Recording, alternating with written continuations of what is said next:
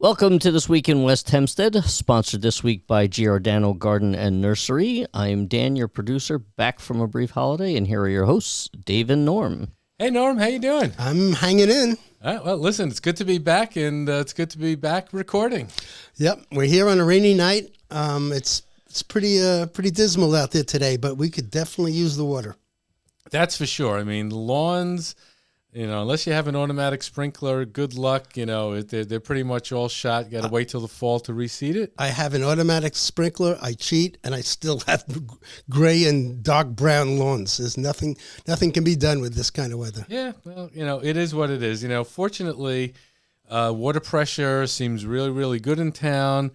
And so, outside of, the general restrictions for all of Long Island and Nassau County, I think we're in pretty good shape. Yeah, and we've had pretty warm days, but I've been up early in the morning, and it's cool. It's nice. You can feel fall on the way.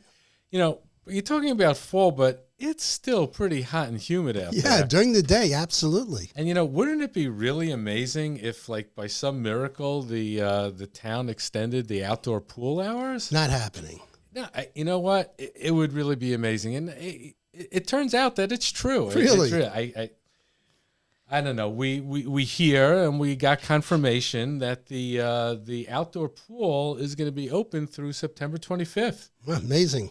I think that's going to be great. I mean, especially if like you're, of the older generation, let's just say us and others that are out there. Yep. And you want to swim like during the day when all the kids are now back in school. Oh, great. It's got to be like an empty pool. Sure. Well, we'll see. So you got another 3 weeks, folks, at least so far as we know today. Yeah, so that's really amazing. Now, on top of all of this, now what we're hearing, and we haven't gotten official confirmation from the town of Hempstead, but I think they're going to be starting to get going pretty soon, is the plans to put on a new roof on the not in the outdoor, in the indoor pool, and that should be pretty amazing. Absolutely. I think all of us really, appreciate the pool, but all you got to do is look up and realize that this roof needed to be changed, like 10 years ago. Yeah. And well, the winter, I guess, is the time to do it, but not for an indoor pool. An indoor pool is desperate. If they'd used it in the summer, at least I could understand replacing the roof in the summer because they have outdoor pools. Yeah, but we'll have no pools in the winter then, right? That's exactly I think the point. So now what we're looking at is potentially, and this is what the town is saying, is that it would take up to 6 months to replace the roof. Now, what that also means is that for those 6 months, the indoor pool is closed. Sure. Now, that's a pretty big deal. That's a very big deal. So, we need to kind of get more information, but as of right now, that's where it stands. The other thing is also, I mean, you kind of know how construction jobs go, and especially how government construction jobs go. It'll take the whole year. So yeah, something like that. Yeah. So they'll open it in time for the spring when the other pool's open. So, so I guess in the short term, it's like everybody in the pool. We got the outdoor pool open, extended, so that's wonderful.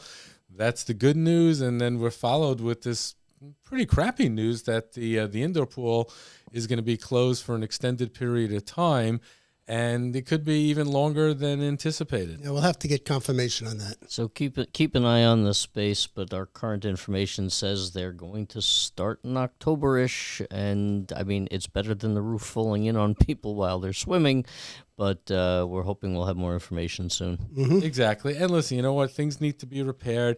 It would really be fantastic to have like a roof line in the pool that you could actually see the sky instead of like some, I don't know. Maybe they'll surprise us. Yeah. And then also like, this is just a question. What about the gym? Like, when is that ever going to reopen? I mean, that's been closed since COVID. I kind of understand the sauna and the steam room and all of that stuff. But most the gym's problematic. It's small, and you have to wipe down all the equipment after each use. Not everybody does it. They're trying to protect the public. Yeah. Okay. That's fine. I mean, I buy it, but what other reason could there be? But again, there's gyms all over the place that are open. I think they would just have to take some extra protocols. Well, I think they have people taking care of them, and that's not the case in here. I guess so. I mean, it's I do want to find out when the gym's going to be open, because I think there are people that use it, and I think there's a way that maybe there's a sign-up sheet so that only 2 people are allowed every half hour. I don't know, I'm making this up, but you're paying for it. That's how it works at a professional gym, but this is not what we have at West This Hempstead. is not a professional gym. Not close. No. What else we got today, Dave? Here's the thing: if you don't really work out and take care of yourself, you may end up. I hear this segue coming. You may end up needing a casket at some point, and it may be sooner than later. And what better way to plan your day than to go and visit a new store called Unique Casket Creations on Hempstead Avenue. Norm, you went to their opening? They had an opening last Friday. It's owned by Christina Millwork and Jason Williams. They are entrepreneurs. I mean, they're creating a new product.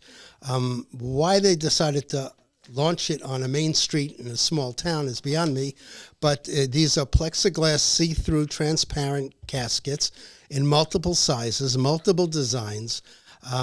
They are for people who want to go out in style. And they're selling direct to the public or through funeral homes. Are they Bluetooth enabled? Everything but.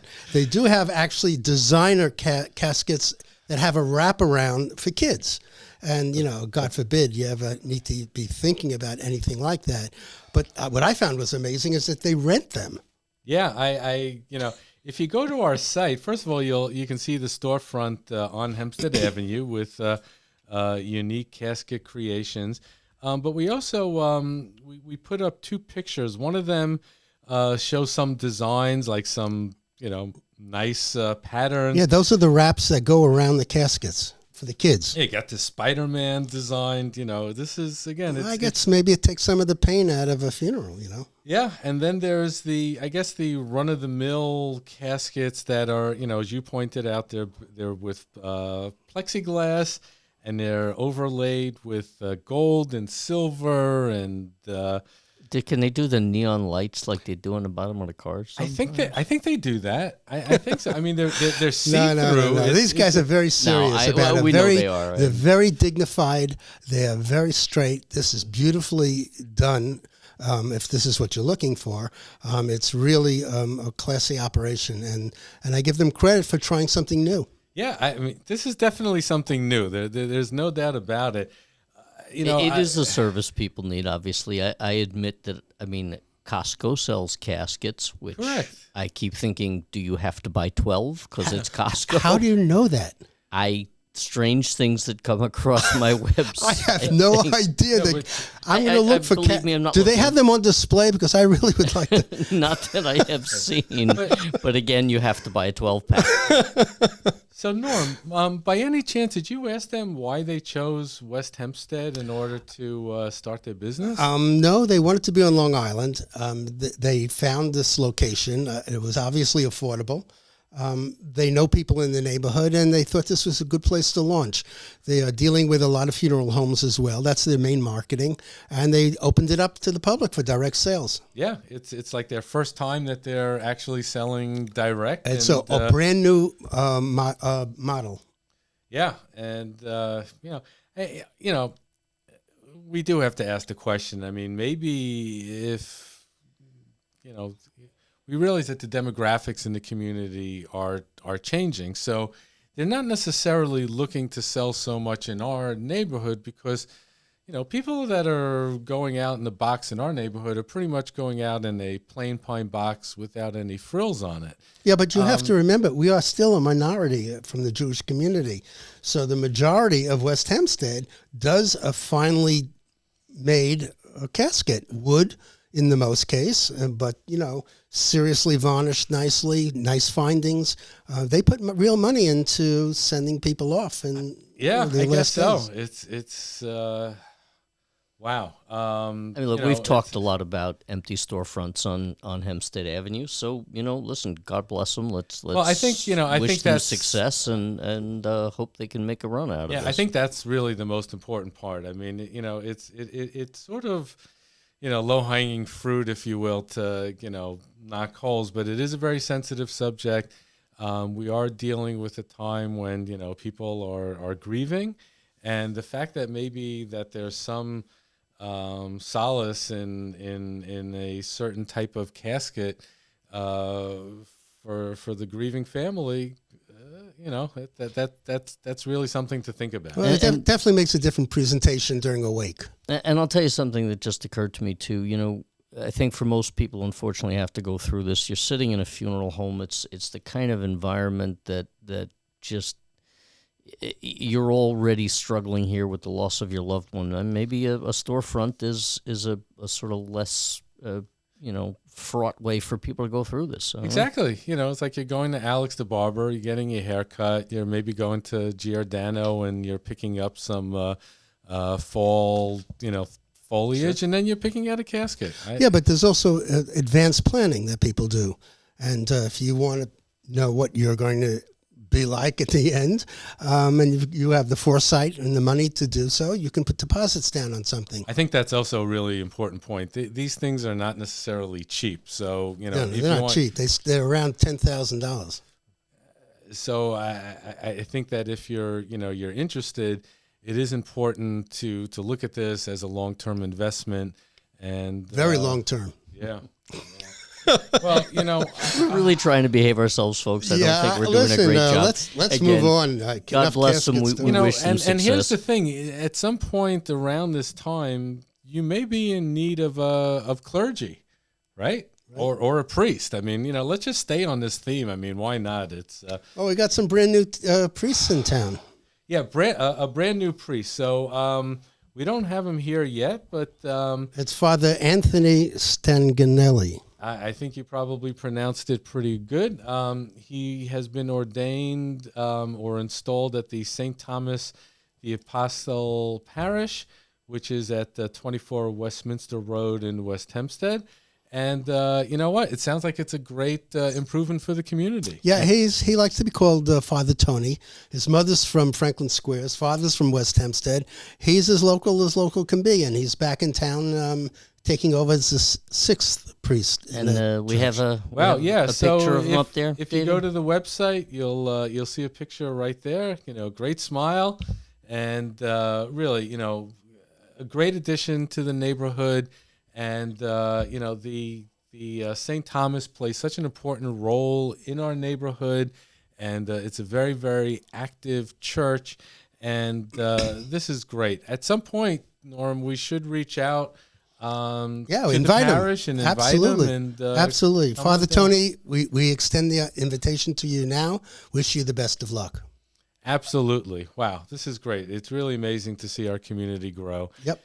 And you know what? Now we're up to probably the part that you're all waiting for the most. It's events. I know you can't handle it. We just got through a whole summer of concerts. I mean, we all went to our share of tribute bands, and I think we're almost done with that. What do we got coming up in the future? Well, there are a lot of seminars coming up. There's an Alzheimer's seminar in Franklin Square on October 6th. These are something important. My family had to deal with that. A lot of families are being hit with it.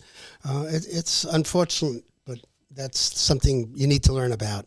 There's also Hempstead Town Receiver of Taxes is having a forum on reducing your taxes or getting discounts, getting all kinds of options for payments. That's Wednesday at Echo Park. Yeah, I think that part is, that's really important because, some of us have seen substantial increases in property taxes. We've seen reevaluations. Do you take a route of using a commercial company? Do you do it on your own? Like, what are the rules? How hard is it? How easy it is? Getting some information from the town should be really important. It's very important. I tried it years ago. I was very successful, and then it seemed to have gotten much harder for me. So I use a professional company every single year in, year out. I split the savings with them, and it keeps my cost of taxes down. Absolutely. I don't even know if we can mention it, but I'm going to give a shout out to Maidenbaum because they're like the largest out there. I use them. I did get a nice adjustment. I hope that they advertise with us for this mention. I just want to throw that out there. We will be reminding them. There's also, several really, really good adjusters, and companies that can do this filing for you. Empire is one of them. Exactly. And I'm sure we all get all these notifications in the mail. Sometimes we throw them out. Sometimes we look at them. But, if you are interested in keeping your property tax down, it's important to both go to these things run by the town as well as look at commercial options. Right. We'll give a shout out to Boy Scout Troop 613, as well as a new Cub Scout troop that's being formed by Congregation Anshe Shalom. So if you're interested, please contact them. They're doing registration now. There's a jobs fair Thursday, September 15th at Freeport Recreation Center, sponsored by your favorite bulletin, Don Clavin. Yeah. And if you're looking for a job, that's a great place to go. I recently visited the Science Teaching Learning Center at Tanglewood Preserve. Oh, cool. Fabulous. If the kids are out of school, it was crowded. Now that the kids are back in school, take some time, go there. They have an amazing display of dinosaurs, some of them interactive. I guarantee you'll enjoy the visit. Excellent. By the way, where is Tanglewood? Tanglewood's right off of Peninsula Boulevard on Ocean. Yeah, right at the So you'll see a little turn right after right by the assisted living. Right. Yeah, it's right there. And then there's the specifications out for the Town of Hempstead calendar photo contest. You can submit up to 5 photos. The calendar comes out. It's got some spectacular photos of some of the first place winners. If you're interested in submitting to them, I think there is a deadline in September sometime. The telephone number is 516-812-3263. September 15th is your last chance to get something in, up to 5 submissions. And the other news, $500 million coming to Long Island from New York State for the roads. And we can surely use that. First of all, that means absolutely nothing to me. It could be one street. Unless, exit 17, is earmarked, and they take it and they rip the crap out of it, and they figure out a way to, reconstruct that whole stretch of the southern state. How about Wilson Street, too? I mean, once we're talking about... Yeah, listen, it. let's go. But I'm talking about, in the bigger picture. So if we're getting money, great. Focus on the southern state. That's a problem. Go fix it. I love to watch exit 17 North when they replace the crash barrier. I always take a bet with myself how long it's going to take before somebody crashes into it. They have to replace it again. It's like a weekly thing. Yeah, but not only that. Okay, how many times are you coming north on Hempstead Avenue and then a car is making a right-hand turn off of the southern state to go south, but it's 2 lanes, and almost every other car is going into your lane. Yeah. It's another accident waiting to happen. Have you noticed, by the way, that the exit sign has been down for 6 months now? Ridiculous. This is insane. Who's in charge of this? I don't understand it. How long does it take to stand up a sign? By the way, 2 guys with a shovel. We've been beating up the Department of Transportation around here for as long as this thing has existed. No, because it is ridiculous. But they will send out 12 guys to watch the 2 guys put up the sign. Well, in all seriousness, we should take a deeper dive into southern state renovations, what they plan to do, what they plan on not doing, how we can follow up. This is our rant. Maybe we're taking Mike's rant. Who knows? But bottom line is, things got to get done to make our transportation a little bit better. Yep. And I think that's it for today. Yep, that's going to do it, Dan. And thank you, Norm, and it's great to be back. And Dan, it's great for all of us to just kind of let the West Hempsteaders know what's going on, and we appreciate everyone hanging in there, and join us next week. Stay healthy. Thanks, everyone, for watching this extended little group. Once again, if you'd like to sponsor this or our other programs, reach out at sales@westhempsteadecho.com.